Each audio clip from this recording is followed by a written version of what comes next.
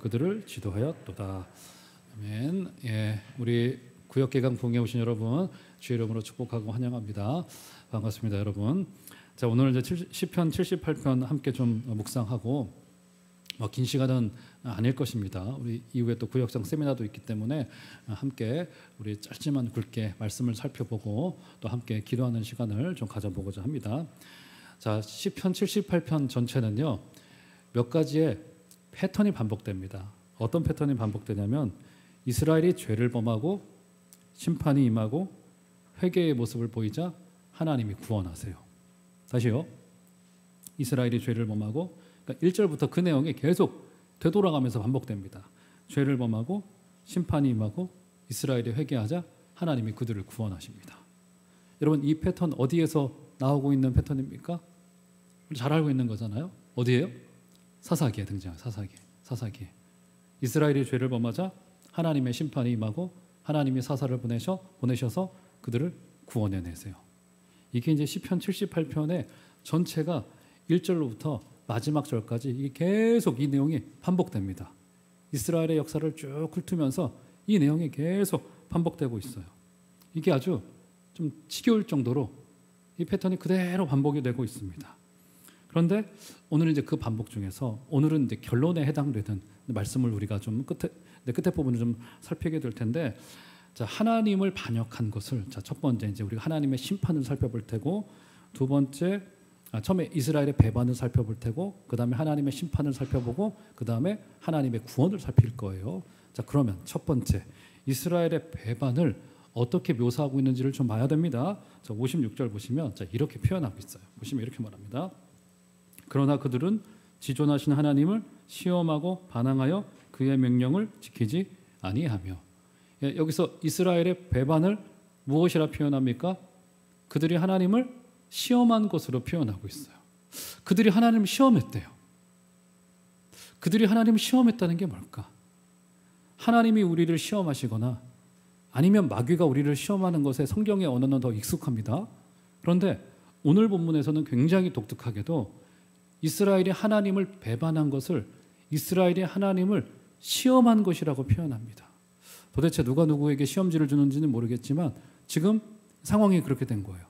이스라엘이 하나님을 시험했다라고 표현하고 있습니다. 또 다른 말로 이스라엘의 배반과 반역을 이스라엘 사람들이 하나님을 시험한 것이다라고 표현합니다.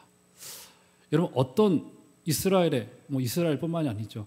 사람의 배반에 관한 어떤 측면을 강조하기 위해서 사람이 하나님을 시험했다라고 표현하고 있는 걸까요? 무슨 말일까요?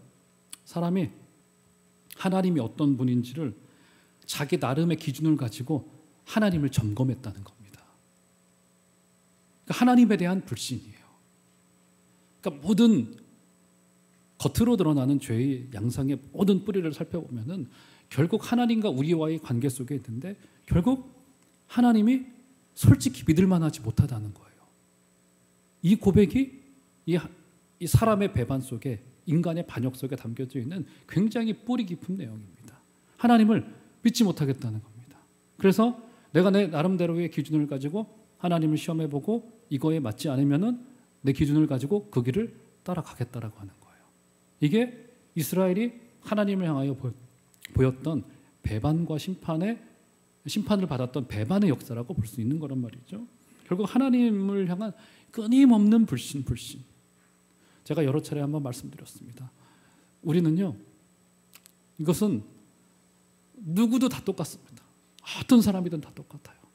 우리는요, 가만히 있으면 어떻게 해서든지 하나님과 가까워지고 싶어하는 존재들이 아닙니다.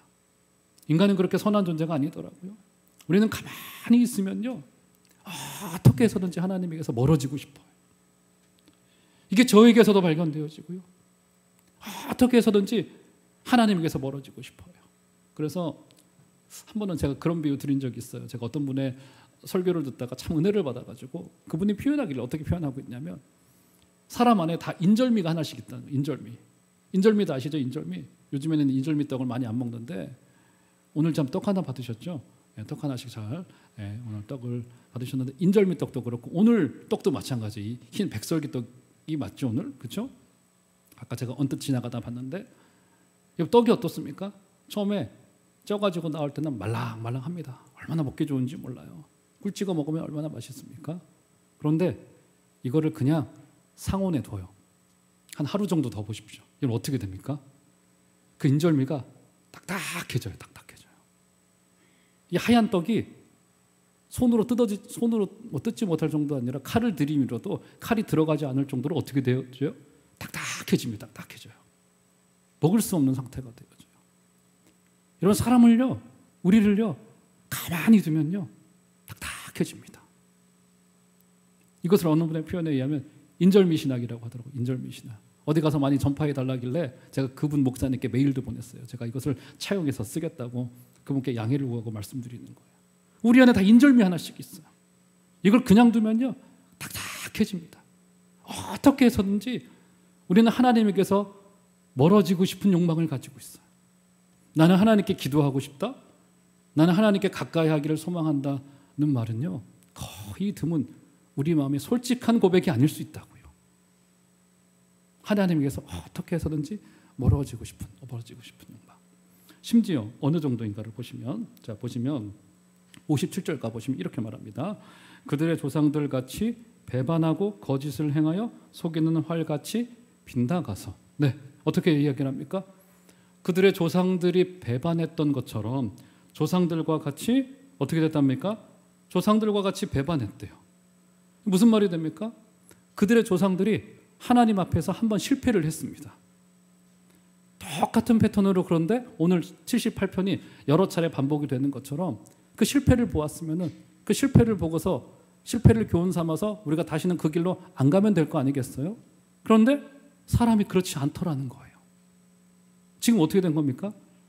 이 선배들에게서 조상들이 하나님 앞에서 실패했던 그 내용을 보고는 그것을 그대로 답습하더라는 거예요. 답습하더라는 거예요. 이게 이제 인간의 배반이 가지고 있는 굉장히 무서운 역사입니다. 여러분, 그래서요, 이게 참 신기한 게 뭐냐면, 이제 저를 조금 돌아봐도 그렇고 우리 주위에 있는 뭐 저라고 해봐야 주로 이제 목사님들을 저는 보지 않습니까?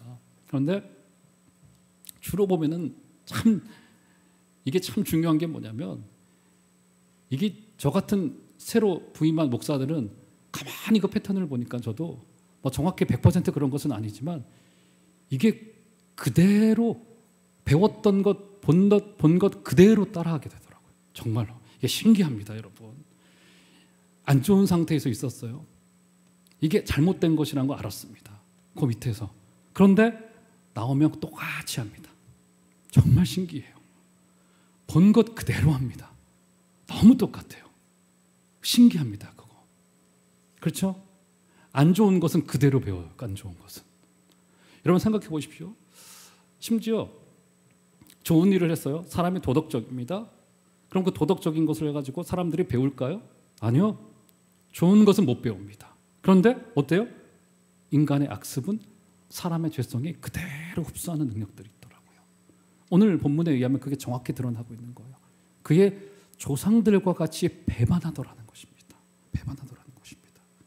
그래서요, 여러분 어떻게 되는 거예요? 바로 이 패턴이 결국 죄에서는 실패는 성공의 어머니라고 하는 이 격언이 전혀 통하지가 않습니다. 전혀 통하지가 않아요.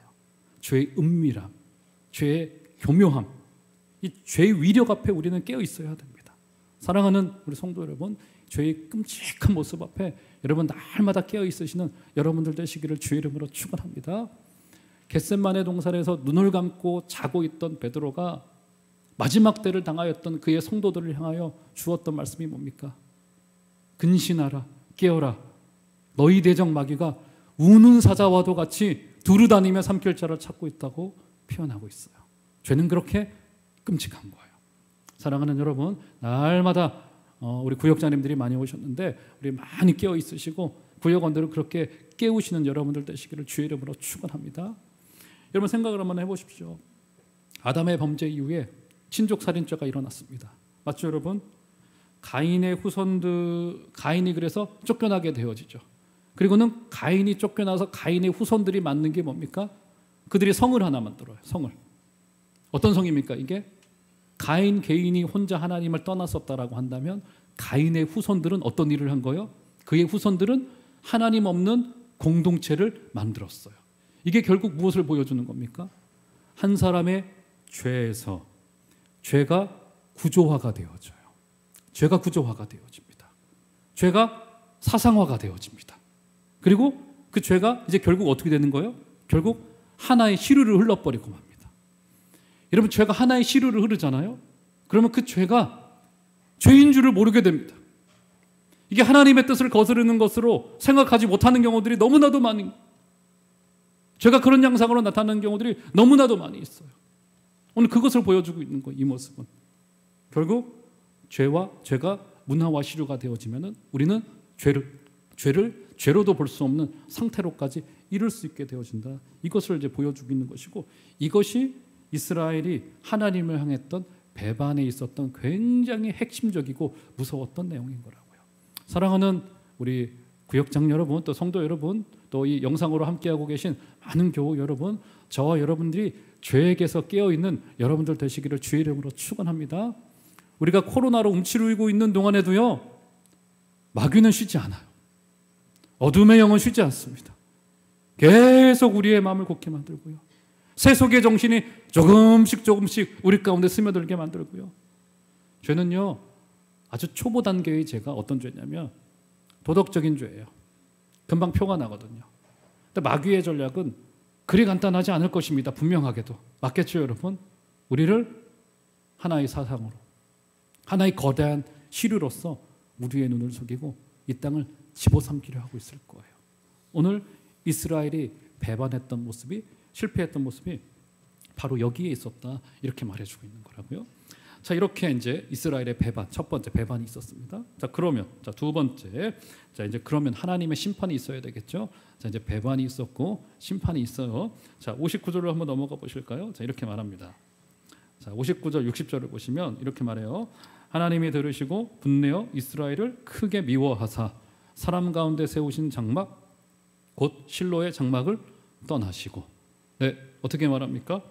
이스라엘을 크게 어떻게 하셨대요? 크게 미워하셨대요. 아, 성경 속에 이런 표현이 자주 등장하는 것 같지는 않아요. 이스라엘을 우리 하나님이 자신의 백성을 그냥 미워한 것도 아니고 굉장히 크게 미워했대요. 아주 크게 미워했대요. 굉장히 좀 슬픈 이야기죠. 자, 그런데 여기서 미워하다는 말은 어떤 뜻을 가지고 있냐면 거절하다, 버리다, 이런 뜻을 가지고 있습니다. 거절하다, 버리다 라는 뜻을 가지고 있고요. 그래서 60절을 보시면 우리 하나님께서 실로의 성막을 떠나셨다고 표현합니다. 실로의 성막을 떠나셨다. 그러니까 성막이 있었던 그 실로로부터 하나님이 떠나셨다고 표현하고 있어요. 자, 우리 하나님께서 그 법궤가 있었던 실로의 성막을 떠났던 그 사건이 한 가지가 있죠. 이스라엘이 법궤를 뺏긴 적이 한 번 있었잖아요. 사울의 때. 그렇죠? 그 사울의 때 사무엘상 4장 나중에 찾아보시면 이스라엘이 블레셋과의 전투에서 패배하고 법궤를 빼앗긴 사건을 이 시편 기자가 여기서 언급한 것이리라. 보통 학자들이 그렇게 공통으로 보고 있더라고요. 이 사건을 하나님이 실로에서 떠난 사건을 법궤가 이스라엘 진영을 떠난 사건이었다, 이렇게 좀 보고 있더라고요. 즉 뭐냐면 엘리 제사장 시절에 하나님의 임재를 상징하는 법궤가 실로를 떠나버리고 말았습니다. 여러분, 여기서 생각할 것이 있습니다. 어떤 것이 있습니까? 지금 현실적으로는 이스라엘 백성들이 블레셋과의 전투에서 패했어요. 자, 이게 큰일입니다. 수많은 사상자가 났고요, 수많은 피가 흘려졌고요, 이스라엘은 전쟁에서 실패했습니다. 그렇죠? 자, 그런데 블레셋에 의해서 사람이 많이 죽고 빼앗긴 것을 하나님의 심판으로 말하지 않습니다. 오히려 지금 뭐라고 말해요? 하나님이 떠났다고 표현해요. 하나님이 떠났다고. 그러니까 역사의 이면에 있었던 진짜 사건을 이야기하는 거라고요. 여러분, 진짜 심판은요, 하나님의 임재가 떠나는 거예요. 그래서 하나님이 잠시 자기의 능력과 영광을 이스라엘 땅에, 교회에 사용하지 않으시고 거두실 때가 있다고요.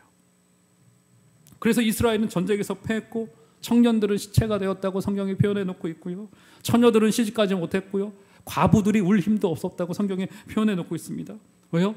하나님의 진노가 쉴 새 없이 부어졌기 때문에. 그렇죠? 이렇게 사람의 눈에 이해되지 않는 사건들이 우리 가운데 막 벌어지기도 합니다. 마치 하나님이 자기의 능력을 포기하신 것처럼 보여오는 사건들이 우리 가운데 상당히 많은 것을 보게 됩니다. 그렇죠? 이게 하나님의 심판의 모습이에요. 결국 하나님의 임재가 떠난 곳에 하나님의 통치와 하나님의 능력이 사라져갈 텐데 우리가 거기서 봐야 될 게 무엇이냐면 여기에 하나님의 임재가 있느냐 없느냐의 기준과 관점으로 이것을 보아야만 된다고요.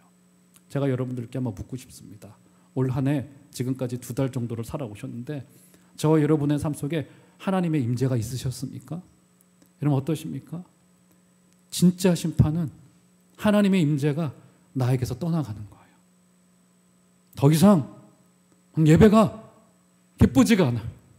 불편해지기도 하고 말씀을 읽는 게 귀찮아지기도 하고 기도하는 게 어느 날부터인가 내 마음에 죽도록 싫어지는 일들이 가끔 내 가운데 찾아오기도 합니다. 그러다 보면 어떻게 되는 겁니까? 그렇게 되는 것을 당연한 것으로 여겨지는 내 모습을 때로는 볼 때도 있어요. 하나님의 임재가 떠나가는 것.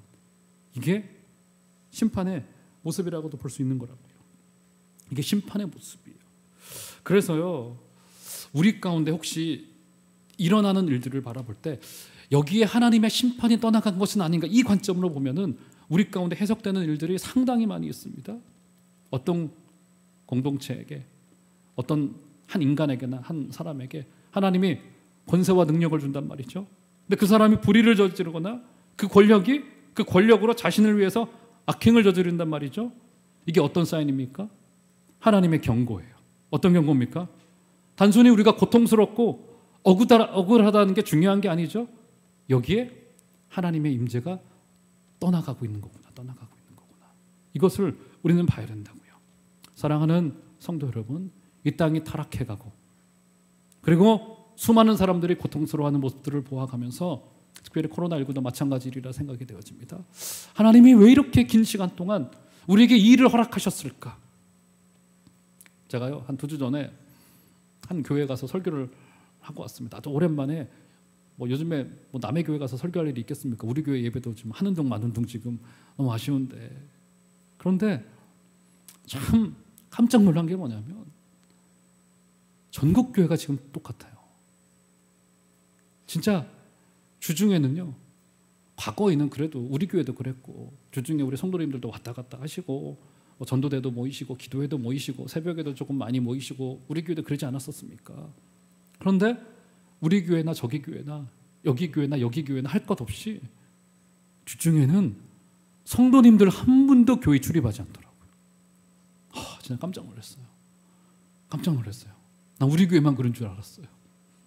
똑같아요. 근데 그거 보고 제가 드는 생각이, 왜 우리 하나님의 입장에서 생각을 해봤습니다. 왜 하나님이 그리 하셨을까? 왜 하나님께서 자꾸 저도 왜라는 질문에 답은 얻을 수 없는데도 왜라는 질문이 자꾸 올라오더라고요. 왜 그러실까? 왜에 대한 대답은 아마 우리가 받을 수 없을 것입니다. 중요한 게 뭡니까? 과연 하나님의 임재가 나 개인에게서 그리고 우리 공동체에게서 남아있느냐. 우리 하나님은 지속적으로 우리에게 그것을 물으실 것 같아요. 사랑하는 성도 여러분, 우리 하나님의 임재를 꼭 붙드시고 이번 한 해도 승리하게 되시는 여러분들 되시기를 주의 이름으로 축원합니다. 어떤 순간에서라도요, 하나님만이 내게 계시다라고 하는 사실을 내가 놓치지 않으면 거기엔 소망이 있는 거예요. 자꾸 속아서는 안 됩니다. 자꾸 제가요, 군에 있을 때 여기 이제 건빵 주머니가 옆에 있지 않습니까? 이렇게 군인들 의복에. 그런데 제가 군대 가기 전에 다녔던 청년부에서 아주 성경 전체가 들어가져 있는 굉장히 얇고 조그만 요 성경책을 하나를 선물을 받았어요. 군대 가서 읽어라 했더니 그것은 군에서 가져가도록 하더라고요. 가지고 갔는데, 그래서 성경 전체가 들어가져 있는 정말 깨알 같은 글씨로 되어져 있습니다. 신구약 성경이 다 되어 있기 때문에. 근데 여기다 넣고 다니는 게 이게 여간 불편한 게 아니에요. 이게 다리에 이제, 왜냐하면 구보도 해야 되고 행군도 해야 되고 하는데, 제가 훈련소에 있는 6주 내내 이거를 여기에 항상 넣고 다녔습니다. 항상 넣고 다니면서 읽지는 않았어요. 읽을 겨를이 없었습니다. 심리적인 안정이라도 여기다 넣고 다니는데 마음이 너무 평안해지더라고요. 제 나름대로의 몸부림이었죠. 사랑하는 여러분, 우리 하나님 앞에 올 한 해 2022년도에는 하나님이 큰 변화의 계기를 주리라 저는 생각합니다. 우리 이때 주님 앞에 조금이라도 우리 몸부림치고 하나님의 은혜를 붙들고자 여러분 애써주시는 여러분들 다 되어주시기를 주의 이름으로 축원합니다. 이게 하나님의 심판의 모습은 바로 하나님의 임재가 떠나가는 것으로 등장하곤 한다. 그 외형적으로 드러나는 것들은요, 그것을 통하여서 하나님의 임재가 있느냐 없느냐를 볼 수 있는 하나의 통로이고 하나의 도구일 뿐인 거라고요. 이게 두 번째 모습이었습니다. 자, 그러면 배반이 있었고 심판이 있었다면 마지막 하나님의 구원이 있어야 되겠죠. 하나님이 우리를 어떻게 구원하시는가를 한번 볼까요? 자, 65절로 넘어가 보시면 자, 이렇게 말합니다. 자, 이제 하나님이 구원하시려고 자, 65절 한번 65절은 다 같이 우리 구원이니까 한번 읽어보도록 하겠습니다. 시작. 그때 주께서 잠에서 깨어난 것처럼 포도주를 마시고 고함치는 용사처럼 일어나사, 여기 어떻게 표현합니까? 주님께서 잠에서 깨신다라고 표현합니다. 주님이 주무신 것인가? 아니에요. 우리 하나님은 졸지도 않고 주무시지도 않는 하나님이신 겁니다. 자, 그런데 여기서 하나님을 잠에서 깨어난 듯하게 지금 묘사하고 있습니다. 무슨 말일까요, 여러분? 이게 주로 구약 성경에서는요, 인간 편에서 하나님께서 고난에 대해서 아무런 대꾸나 반응이 없으실 때 하나님께서 잠잔다. 특히 이제 시편 같은 경우에서 그런 경우들을 많이 이제 쓰고 있어요. 하나님은 실제로 물리적으로 주무시는 분이 아니신 거죠. 하지만 하나님이 잠잔다라고 가끔 표현하곤 합니다. 그런데 오늘 성경에서 보면은 어떻게 말합니까? 우리를 구원하시는 첫 장면이 그때 주께서 잠에서 깨어난 것처럼 용사처럼 일어나서 우리를 대신하여 싸워주시리라 성경이 우리에게 표현해 놓고 있다고요. 그렇죠? 그러니까 오늘 주님께서 잠에서 깨어나시듯 대적을 친히 치시겠다고 이야기를 해요. 할렐루야. 사랑하는 여러분, 우리 하나님께서 용사가 되어 주셔서 우리 대신 일어나셔서 우리 대신 전쟁을 벌이시는 하나님이신 것을 믿으시는 은혜가 있기를 주의 이름으로 축원합니다. 그분은 하나님이시되 어떤 하나님이시냐면 용사처럼 일어나서 우리 대신 싸워주시는 분이세요. 우리 대신. 그 말은 뭡니까? 우리가 싸울 필요가 없어요. 우리가 싸울 필요가 없습니다. 절대로 여러분 어떤 순간에서라도 싸우지 마십시오. 인생과 싸우지 마시고요. 여러분의 인생과 스스로 싸우지 마십시오.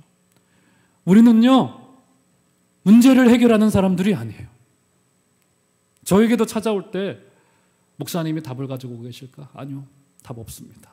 아무런 답이 없어요. 우리는 모두 다 문제를 해결하는 자가 아니라 하나님 앞에 문제를 늘 해결함 받는 자들이에요. 왜요? 그분이 용사로서 칼을 들고 일어나셔서 우리 대신 대적을 치시고 그분이 일하실 것을 우리가 믿기 때문에 구역마다 그런 은혜들이 일어나는 복된 역사가 있기를 주의 이름으로 축원합니다. 그분이 일어나셔서 바로 고난의 절정의 때에 일하시게 되시고 그분의 음성과 역사가 사라진 듯 보이는 그때에 하나님께서 반드시 일어나서 우리 대신 일하실 것을 믿으시는 은혜가 있기를 주의 이름으로 축원합니다. 그래서요, 우리가 늘 기다리는 것은 하나님이 역사하실 것을 기다려요. 하나님이 역사하실 것을. 하나님이 우리에게 말씀하실 것을 기다리는 거예요. 오늘 하나님이 마치 잠자고 계시듯 성도에게 제일 힘든 것이 무엇이냐면 하나님이 마치 침묵하시는 듯 들린다는 겁니다. 하나님이 더 이상 말씀하시지 않는 것만 같아요. 이게요, 많은 성도님들을 만나봐서 고난의 때를 겪고 있는 분들과 대화를 해보면 내리는 결론이 뭐냐면 그 고난 자체도 힘들어요. 그런데 더더욱 힘든 게 뭐냐면 고난 중에 하나님의 뜻을 알 수 없더라는 겁니다. 알 수 없더라는 거예요.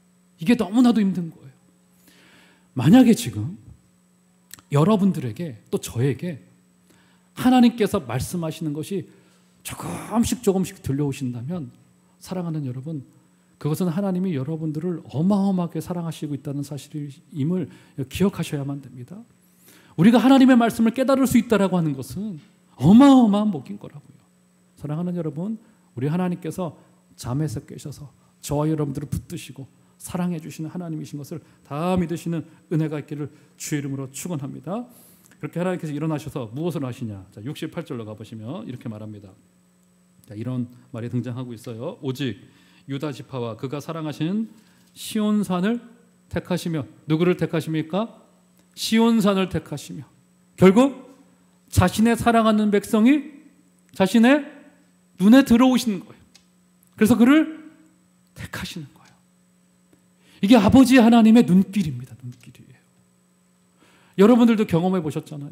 저기 수백 명의 아이들이 학교 운동장에서 쭉 앉아 있는다 할지라도 누구만 눈에 띄는 거예요, 여러분? 누구만 눈에 띄는 겁니까? 내 새끼만 눈에 띄는 거예요. 내 새끼만. 저기 수백 명의 사람들이 쭉 앉아 있어요. 그런데 내 사람만 눈에 띄는 거라고요. 이게 하나님이 그의 택하신 자를 향한 하나님의 뜻이고 우리를 향한 태도이신 거라고요. 문제는 우리 편에서 둔감할 뿐이에요. 우리 편에서 둔감해요. 근데 하나님은 우리를 향한 시선을 한 번도 거두신 적이 없어요. 한 번도. 왜요? 그분이 우리의 아버지가 되시기 때문에. 사랑하는 여러분, 이번 한 해 동안에도 우리를 사랑하셔서 늘 우리를 쳐다보시고 우리를 늘 주목하여 보고 계시고 늘 우리를 사랑하셔서 우리와 손을 잡기를 원하시는 우리 하나님을 꼭 기억하시는 여러분들 되시기를 주의 이름으로 축원합니다. 옷에 가셔가지고 대면 하셔가지고 그분의 손길을 거부하지 마시고 그분이 얘야 이리 와라. 내가 너와 함께 가야 돼. 내가 너를 보호해 줘. 내가 너 대신 싸워줄게 하시면서 다가오시는 하나님이 여러분들에게 오신다라고 한다면 그때 주님의 손을 꼭 붙들고 승리하여 주시고 그때 하나님과 동행하여 주시는 여러분들 다 되시기를 주의 이름으로 축원합니다. 이게 바로 하나님께서 시온산에 거하시게 되신다. 그의 교회를 택하신다. 그의 교회를 부르시는 바로 그 장면인 거라고요. 그래서 마지막 70절 한번 볼까요? 자, 70절은 뭐 사실 이제 오늘 말씀에 거의 이제 요절과도 같아요. 69절부터 보시면 그의 성소를 산의 높음같이 영원히 두신 땅같이 지으셨도다. 지금 어떻습니까? 교회를 짓는데 어느 정도의 크기로 짓고 있어요? 산의 크기로 짓고 있대요. 예, 이게 시가 가지고 있는 과장법에 해당되어지죠. 저 북한산만큼의 큰 건물로 우리 종암제일교회를 올리시는 거라고요. 여러분 이게 눈에 보이십니까? 이게 영적인 눈으로 보여오셔야 돼요. 교회는 그런 존재들입니다, 여러분. 저기 63빌딩이 대단해 보이죠? 뭐 요즘 63빌딩이 아니죠. 저기 잠실에 롯데타워 몇 층입니까? 123층입니까? 125층입니까? 지나갈 때마다 막 입이 떡 벌어지지 않습니까? 대단하다. 야, 저기 롯데 신격호 회장 어마어마하구나. 그것만 눈에 보이시면 안 됩니다, 여러분. 우리 하나님께서 교회를 지으시는데 산의 높이와 같이 지으시겠대요. 이것은요 믿음의 눈을 가지고 있는 자에게 보여오는 그 교회의 영광스러움이고요, 교회의 아름다움입니다. 이것 때문에 역사 속에 수많은 사람들이 기꺼이 자기의 목숨을 순교의 피로 내놓았어요. 이게 보이지 않았다면 불가능한 일이고요. 아마 여기 구역장으로 20년, 30년 섬겨오신 분들도 이게 그래도 흐릿하게나마 우리의 눈에 보여왔기 때문에 우리도 헌신한 거 아니겠습니까?